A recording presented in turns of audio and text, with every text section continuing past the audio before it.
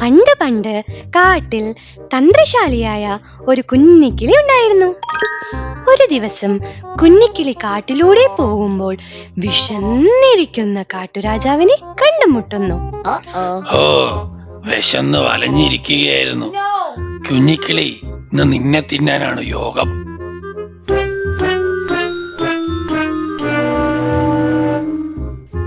അങ്ങനെ ബുദ്ധിശാലിയായ കുഞ്ഞിക്കിളി രക്ഷപ്പെടാൻ വേണ്ടി ഓരോ സൂത്രങ്ങൾ ഒപ്പിക്കുന്നു. അയ്യോ, രാജാവ് എന്നെ ചിന്നും, ഇതിൽ നിന്നും രക്ഷപ്പെടണമല്ലോ. അയ്യോ രാജാവേ, എന്നെ ചിന്നിച്ച് എന്ത് കിട്ടാനാ? നമ്മുടെ ഭീമൻ കരുതി ഉണ്ടല്ലോ, ആളാണെങ്കിൽ ഒരു മഞ്ചനാണ്. അവനെ ഞാൻ പറഞ്ഞു വിടാം. ഓഹോ, ഇത് നീ രക്ഷപ്പെടാൻ വേണ്ടിയുള്ള നിന്റെ കുതന്ത്രമല്ലേ? അയ്യോ അല്ല രാജാവേ, അങ്ങനെ രാജാവിനെ പറ്റിച്ച് എനിക്ക് കാട്ടിൽ നടക്കാൻ പറ്റുമോ? ആ പേടി ഇരിക്കട്ടെ. ശരി, വേഗം ചെന്നിട്ട് ആ ഭീമൻ കരടി ഇങ്ങോട്ട് പറഞ്ഞയക്ക്. എനിക്ക് വിശന്നിട്ട് വയ്യ. തന്റെ സൂത്രം ഉപയോഗിച്ച് കുഞ്ഞിക്കിളി രാജാവിന്റെ കയ്യിൽ നിന്നും രക്ഷപ്പെട്ടു. പോകുന്ന വഴിയിൽ കുഞ്ഞിക്കിളി ഭീമൻ കരടിയെ കാണുന്നു. അങ്ങനെ കുഞ്ഞിക്കിളി ഇവിടെയും സൂത്രം ഉപയോഗിച്ചു. ഭീമ, നിന്നെ കാട്ടുരാജാവ് തിരക്കുന്നുണ്ടല്ലോ. ഓ, ആണോ? അതെ അതെ. എന്താണാവോ കാര്യം? നിന്റെ മിടുക്കും ശക്തിയും രാജാവിനെ ബോധിച്ചു. അതുകൊണ്ട് നിന്നെ അടുത്ത കാട്ടുരാജാവാക്കാനാണ് രാജാവിന്റെ തീരുമാനം. ഓ, അതെ അതെ, എനിക്ക് കുറച്ച് ബുദ്ധി കൂടുതലാണെന്ന് പണ്ടേ എനിക്കറിയാമായിരുന്നു. ശരി, ഞാൻ ഗുഹയിലേക്ക് ചെല്ലട്ടെ. അങ്ങനെ കുഞ്ഞിക്കിളിയുടെ വാക്കും കേട്ട് ഭീമൻ ഗുഹയിലേക്ക് ചെല്ലുന്നു. പോകുന്ന വഴിയിൽ ഭീമൻ തന്റെ സുഹൃത്തിനെ കണ്ടുമുട്ടുന്നു. ആ ഭീമ, സുഖമല്ലേ? കുറെ കാലമായല്ലോ കണ്ടിട്ട്. എങ്ങോട്ടാണാവോ ഈ പോക്ക്? നീ ഒന്നും അറിഞ്ഞില്ലേ?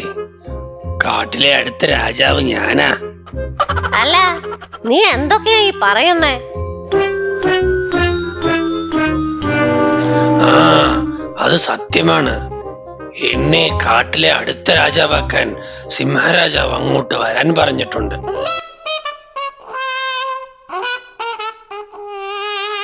ഓ, നിന്നോട് ആരാ ഇത് പറഞ്ഞത്? അത് നമ്മുടെ കുഞ്ഞിക്കിളിയാ പറഞ്ഞേ. എടാ മണ്ടച്ചാരെ,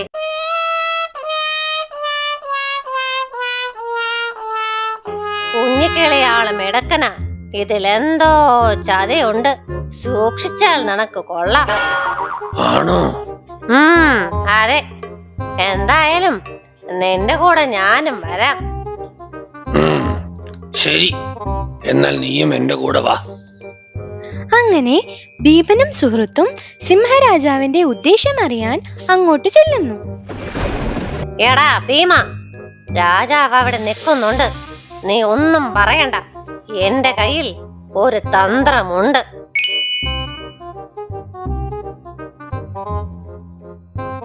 രാജാവേ, ഭീമനെ ഭക്ഷിക്കാനല്ലേ ഇങ്ങോട്ട് വരാൻ പറഞ്ഞത്?